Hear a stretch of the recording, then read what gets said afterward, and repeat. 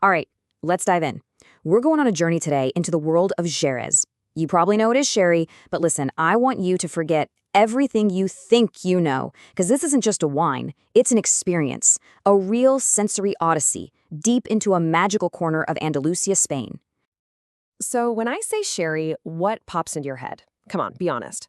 For a lot of people, it's that, dusty old bottle of super sweet, kind of dark wine that's been sitting in your grandma's cabinet forever, right? Okay, take that image and just throw it out the window, because we need to talk. Sherry is this huge spectrum of wines. I'm talking everything from bone dry and salty, amazing with seafood, all the way to these incredibly sweet, complex dessert wines. It is a whole universe of flavor, and we're about to jump right in. It really is an adventure for your senses. And our odyssey, well, it has to start where the wine itself begins, in this one-of-a-kind spot in southern Spain. So, our first stop is a place they call the Magic Triangle. And get this, it's the only place on the entire planet where real authentic Jerez can be made. The soul of this wine, its entire character, comes from the land right here, what the wine world calls its terroir. And in this triangle, you've got this perfect storm of three things working together. You've got this incredible soil, the intense Andalusian sun, and these cool, humid winds blowing in from the Atlantic. It's that exact combination that makes this place just perfect for growing these grapes. Okay, let's zoom in on that soil for a second. It's called albariza, and it's honestly one of the biggest secrets to Jerez's success. It's this bright white chalky stuff, so it acts like a mirror, reflecting sunlight back up to the grapes to help them ripen. But the real magic? It's like a sponge. It soaks up all the rain in the winter and then slowly lets it out during those blazing hot summers. Think of it like a built-in natural irrigation system. It's just brilliant. So you have this amazing land, this unique terroir. Now let's talk about how they actually make the wine, because it's just as unique. If that albariza soil is the foundation, then the solera system, well, that's the incredible building they've constructed on top of it. Now, this might look super complicated, but the idea behind it is pure genius. Just picture stacks of barrels, okay? The brand new wine goes into the very top row. Then, every so often, they take some wine from a barrel and move it to the one just below it, blending it with the older wine that's already there. So you've constantly got younger wines refreshing the older ones, on and on, down the stack. The final sherry that gets bottled? It's pulled from the very bottom row. And it's this incredible, perfectly consistent blend of maybe hundreds of different vintages. It's the art of time and blending personified. But wait, before the wine even touches that solera system, the winemaker has to make this hugely important decision, a real fork in the road. They have to fortify the wine. That means adding a little grape spirit. And the big question is, do they bring the alcohol up to about 15%, or do they push it all the way up to 17%? And believe me, this one choice changes everything. It sends the wine down one of two totally different roads. And here they are, the two destinies of a Jerez wine. If they choose 15% alcohol, something amazing happens. This magical layer of living yeast called flor grows on top of the wine. It's like a blanket, protecting it from oxygen. That's called biological aging, and it's what gives us those fresh, zesty styles.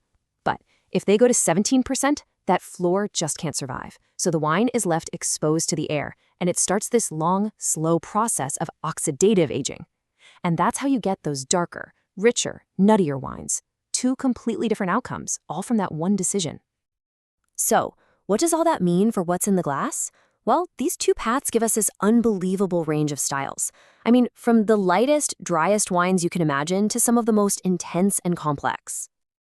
Let's do a quick rundown of the main dry styles. First up, you've got Fino and Manzanilla. These guys are aged completely under that flor, so they're pale, super dry, and have this great salty quality. Manzanilla is just a special type of Fino made only in the seaside town of Sanlúcar, and it's even more delicate and salty. Then there's Amontillado. This one is fascinating. It starts as a Fino, but then the flor dies off and it starts aging with oxygen. That's where it gets those hazelnut and caramel notes. And finally, Oloroso. This one never had flor. It spends its entire life aging with oxygen, which makes it super rich, dark, and complex. And of course, we can't forget the sweet side of things. You've got Pedro Jimenez, or PX as everyone calls it. To make this, they literally dry the grapes in the sun till they're basically raisins. The result? It's like dessert in a glass. pure liquid figs, dates, and chocolate. Then there's muscatel, which is also sweet, but it's way more floral and aromatic. You get these beautiful orange and rose notes. It's this crazy diversity that just makes Jerez so cool. Okay, so you've got this incredible lineup of wines, but the big question is, what on earth do you eat with them? Well, here's the best part. Jerez is one of the most food-friendly wines you will ever find. Seriously. Let's look at some classic pairings. This is where it all comes together. That crisp, salty fino or manzanilla, you just can't beat it with tapas. Think olives, cured ham, fresh shrimp. The nutty amontillado is a perfect match for things like roasted chicken or some good hard cheese. A big, powerful oloroso? Bring on the steak or rich stews. And for dessert, listen to me. Pouring a little bit of that sweet Pedro Ximénez over a scoop of vanilla ice cream, it is an absolute game changer. You have to try it. And you know, this isn't some new fad. This isn't a flash in the pan. The wines of Jerez are a true, timeless treasure.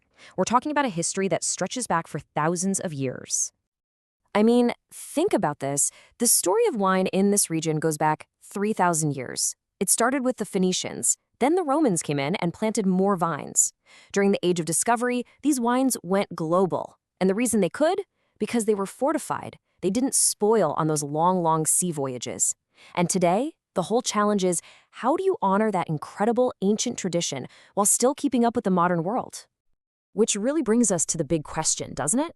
In our fast-moving world, how does a wine with 3,000 years of history win over the next generation? For me, I think the answer is right there in the glass. It's in the incredible versatility, that timeless quality. It truly is an odyssey, just waiting for new people to discover it. Thanks so much for coming along for the ride.